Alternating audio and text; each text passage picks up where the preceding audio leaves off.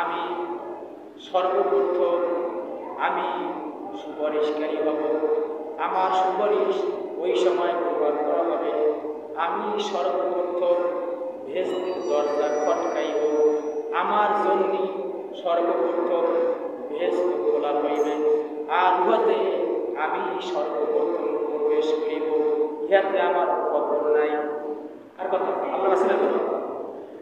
আর ওই সময় আমার সাথে গরিব ও মুমিন বান্দারা থাকিবে, ইহাতে আমার খবর নাই।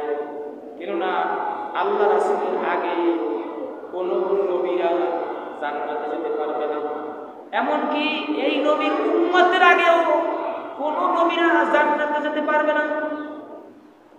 আমাদের নবী ওই সময় হবেন সুপারিশকারী, আর তিনি সর্বপ্রথম জান্নাতে প্রবেশ করবেন। আল্লাহ তাআলা তাকে দ্বারাই সর্বপ্রথম জান্নাত উৎপাদন করবেন। সুবহানাল্লাহ। আল্লাহ তাআলা বলেছেন, قال الله تعالى فيه لولاك لما خلقت الأفلاك। হে মুহাম্মদ, আপনাকে যদি সৃষ্টি করার উদ্দেশ্য না থাকতো তাহলে আমি আসমান জমিন কিছুই সৃষ্টি করতাম না। এই কথাটা দ্বারা অনেকে কিন্তু আবার অনেক মন্তব্য করে, অনেক মুসলমানের মধ্যে মন্তব্য করে, অনেক ইহুদি খ্রিস্টানদের মধ্যেও মন্তব্য করে।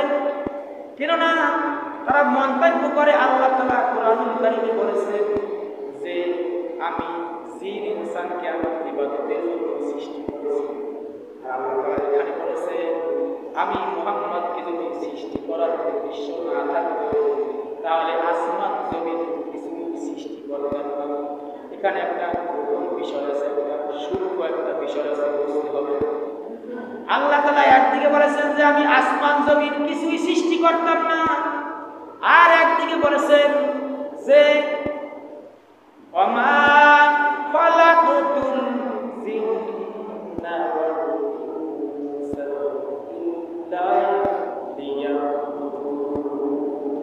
আমি জিন এবং ইনসানকে ইবাদতের জন্য সৃষ্টি করেছি। তাহলে আল্লাহর কথা দুইটাই সত্য, কিন্তু এখানে একটা গুরুত্বপূর্ণ একটা বিষয় আছে। আল্লাহ তাআলা বলেছেন আমি মুহাম্মদকে সৃষ্টি করার উদ্দেশ্য না থাকলে আমি আসমান জমিন কিছু সৃষ্টি করতাম না। এ কথা দ্বারা এটাই বোঝায় যে আল্লাহ তাআলা এই পৃথিবীতে যত মাখলুক আছে কোনো মাখলুকই আল্লাহ তাআলা সৃষ্টি করতেন না। কেননা আল্লাহ এখানে আসমান এবং জমিনের কথা বলেছেন। কারণ মানুষের চোখের সামনে আল্লাহর সৃষ্টি সবচাইতে বড় হচ্ছে আসমান এবং জমিন। অন্যান্য তারা আছে, সূর্য আছে, গ্রহ আছে, নক্ষত্র আছে, মিল্কি আছে, নিহারিকা আছে, এরকমের অসংখ্য আছে, কিন্তু দেখা যায় আমরা তো তা চোখে দেখি না। কিন্তু আমরা যেটা চোখে দেখি এটা বোঝাবার জন্য আল্লাহ তাআলা বলেছেন আমি আসমান জমিন কিছু সৃষ্টি করতাম না। আমি কিছুই সৃষ্টি করতাম না। তবে এইটাই বুঝতে হবে যে আল্লাহ তাআলা তার বন্ধুর জন্য হযরত মুহাম্মদ সাল্লাল্লাহু আলাইহি ওয়াসাল্লামের জন্য আপনাকে সৃষ্টি করেছে, আর এই পৃথিবীকে সৃষ্টি করেছে। বিষয়টা উদাহরণ হচ্ছে এরকমের যে আপনি আপনার বন্ধুর জন্য আপনি খুব পাগল, বন্ধুর জন্য আপনি সব কিছু করতে পারেন, আপনার জীবনটা পর্যন্ত আপনি দিয়ে দিতে পারেন। সমাজে দেখবেন এমন মানুষ আছে মানুষকে এত মহব্বত করে, এত ভালোবাসে, এরকমের মানুষের কিন্তু অভাব নাই। এক বন্ধুর জন্য আর এক বন্ধুর জীবন পর্যন্ত দিয়ে দেয়।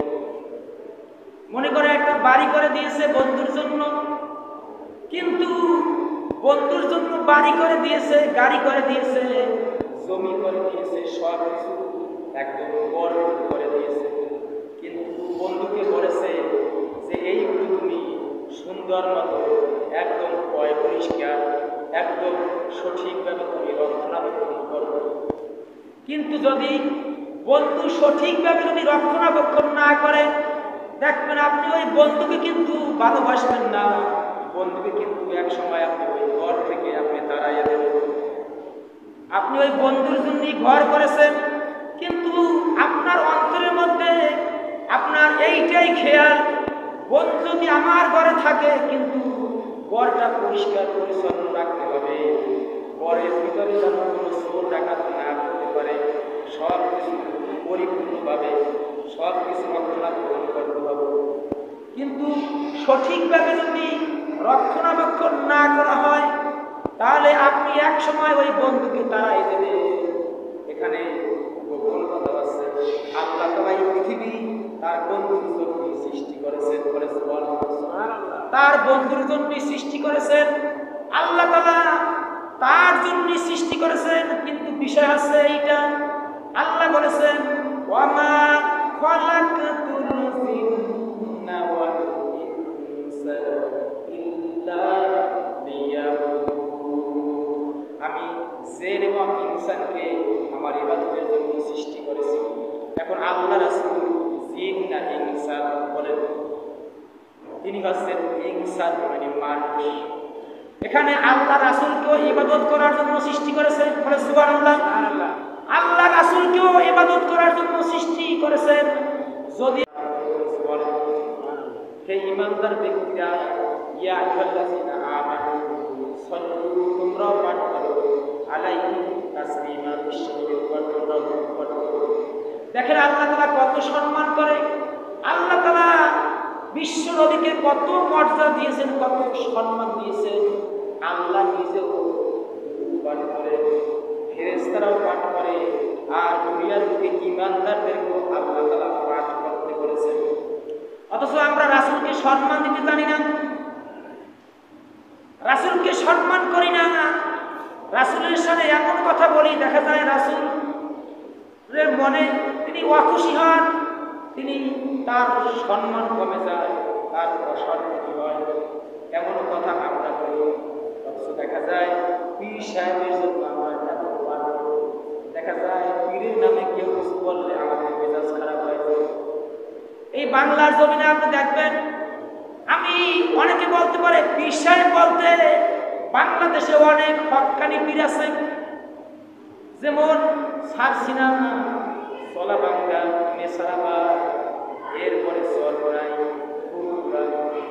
এরপরে আরো অন্য বহু দরবার আছে, আমার নাম অজানা, কিন্তু আবার বন্ড দরবার আছে, আটরশি,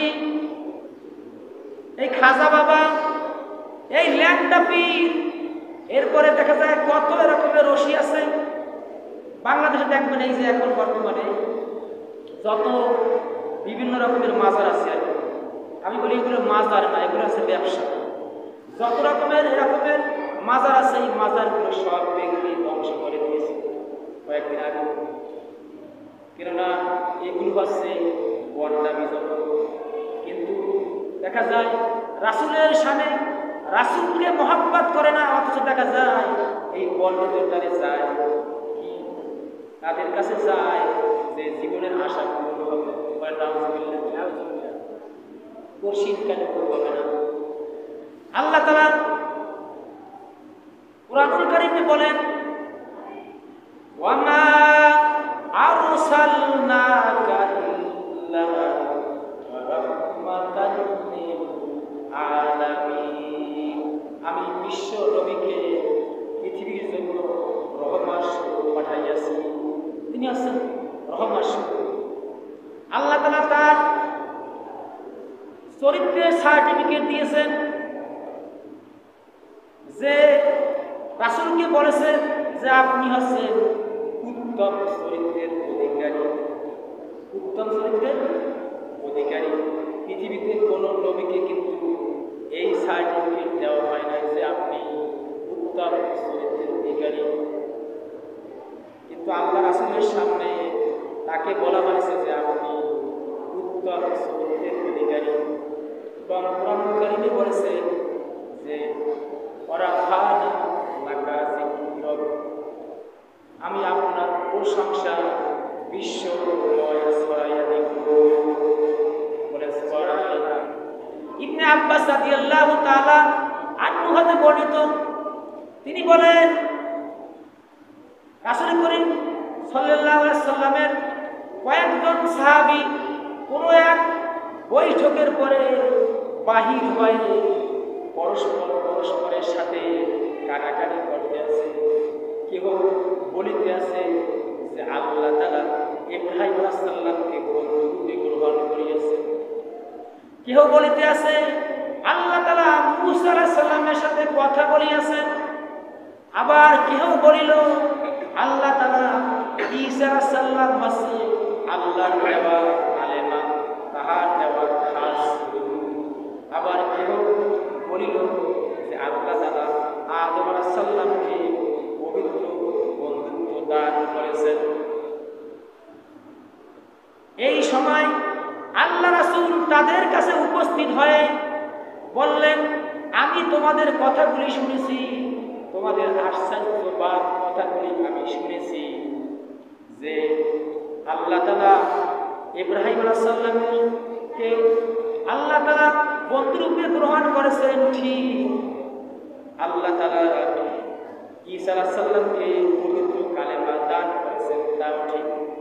মূসা আলাইহিস সালামের সাথে আল্লাহ তাআলা কথা বলেছেন, তাও ঠিক।